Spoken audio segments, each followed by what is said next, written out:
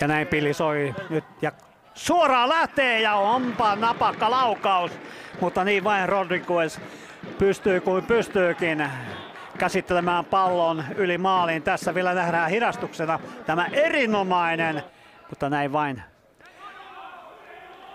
Täydessä vauhdissa Essel ja 16 sisään ja näin joutuu Järvenpään Palloseura sitten tuon tilanteen käsittelemään. Prässi on SJK:lla heti tuolla järvenpääläisten puolustusalueella. Sitten Tapani täydessä vauhdissa. Edessä on Koivisto ja tuleeko sitten jotakin virheitä tässä vaiheessa? Kyllä tulee, mutta ei aivan. Rangaistusalueen sisäpuolella. Ja sinne se maali tulee. Aivan fantastinen veto Holopaiselta ja näin. Järvenpään Palloseura siirtyy 1-0 johtoon vapaa potkusta. Kiitämään kohti SIK puolustusaluetta. No siellä hyvin tuo tilanne hoidetaan SIK:n toimesta. Kukisi saa pallon, nyt on hyvä tilanne ja Honkolako ei ehti, mutta siellä on sitten, no sieltä tulee hienosti Kaijat, joka katkaisee tuon Helle, Kukisi. Ja nyt sitten pallon keskialueella, kuka pääsee, Honkolalla paikka vetää ja menee se maaliin! Näin tähän otteluun saadaan hienoa väriä. Siinä oli hyvä pystysyöttö. Taistelu. Tilanne pelattiin loppuun saakka. Tärkeä, ehdottoman tärkeä tasoitusmaali tälle ottelulle. Numero 26 Emeli Honkola, 19-vuotias. Ja näin lähdetään hyökkäämään SIK:n toimesta.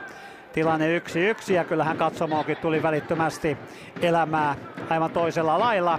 No nyt sitten pystysyöttö jälleen ja nyt ollaan täydessä vauhdissa oikealla laidalla. Keskitys ja jälleen on Honkola paikalla. Näin 2-1 Emeli Honkola, johan on kekkärit alkamassa tällä toisella puoliajalla. Emeli Honkola pelikellossa tikittää 56. peliminuutti. Tulee apuja välittömästi. Ja nyt tulee aivan, hivenen menee vasemmalta, hivenen ohi kun Essel siellä taiteilee. Atara pistää palloa vähän väljemmiselle vesille. Ja nyt Honkola saa ja nyt olisi Atara täydessä vauhdissa myöskin. Vasemmalla on sitten Essel ja hän saa erinomaisen syötön ja maalipaikka ehdottomasti, mutta niin vain torjuu tuon tilanteen Joona Tiainen. Justus Holopainen teki 25 minuutin kohdalla avauspuoliajalla. No nyt on kova taistelutilanne vastaavasti tuolla SJK:n puolella ja sitten Augusto saa kyllä jonkun tällin nyt ja nyt ei auta mikään. Nyt tulee keltainen kortti ja punainen kortti heti perään. Rönnberginälle aivan tuonne päätyrajan tuntumaan.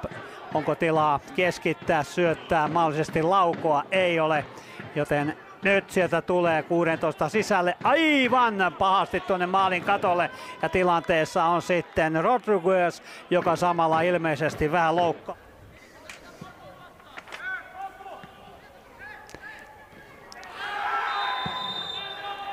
Ja hivenen menee tuo laukaus. Siellä oli laukaasijana kukapa muu kuin numero 21 Holopainen.